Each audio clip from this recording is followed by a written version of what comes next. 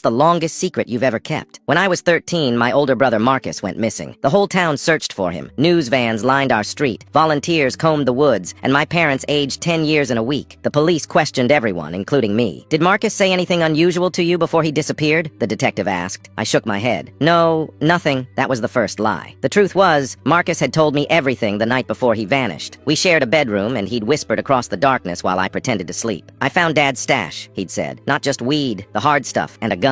My father was a high school math teacher. Respected, loved. Nobody would believe it. I confronted him, Marcus continued. He said if I ever told anyone, especially Mom, he'd make me regret it. I kept my breathing even, terrified he'd know I was listening. I'm getting evidence tomorrow, then we're both getting out of here. But tomorrow came, and Marcus was gone. Not his clothes or backpack, just gone. The investigation lasted months. They dragged the lake, searched abandoned buildings, nothing. Eventually, the case went cold. My mother fell into depression. My father became our rock, the grieving yet strong parent holding everything together. We'll get through this, he'd say, hand on my shoulder, eyes full of manufactured sadness. I watched him for signs, any indication that he knew where Marcus was, but he was too good at pretending. Or maybe I was too scared to see the truth. Years passed. I graduated high school, then college. I moved 2 states away, but called home weekly. Mom eventually recovered somewhat. Dad retired early. Life moved on, but the Marcus-shaped hole remained. Last month, Dad had a stroke, terminal. When I arrived at the hospital, Mom was already there, hollow-eyed but composed. He's been asking for you, she said. I entered his room alone. He looked small, diminished. His eyes found mine. I know you heard, he whispered, his voice raspy. That night, I know you heard Marcus. My blood froze. All these years, he'd known I was keeping his secret. Where is he? I managed to ask. Dad closed his eyes. Construction site. Foundation of the new high school wing. They poured concrete the next day. The room tilted. I grabbed the bed rail for support. He was going to ruin everything, Dad continued. Your mother would have left me. You both would have suffered, so you made us suffer a different way, I said, finding my voice. He reached for my hand. I pulled away. I protected this family, he insisted. You destroyed it. I walked out, past my confused mother, into the parking lot where I vomited until only bile remained. 2 decisions loomed. Tell the truth now, or keep the secret forever. Telling meant destroying what was left of my mother's life. The scandal would be enormous. The grief, fresh and raw again. Keeping the secret meant being complicit. It meant Marcus would never have justice. I sat in my car until dawn, then drove to the police station. The detective who handled the original case was long retired, but records were pulled. I made my statement. 3 days later, they broke up the concrete in that section of the school. They found him, exactly where Dad said he'd be. Dad died before they could arrest him. Mom hasn't spoken to me since. The town is divided between those who cannot believe the beloved teacher did this, and those who always suspected something was off about him.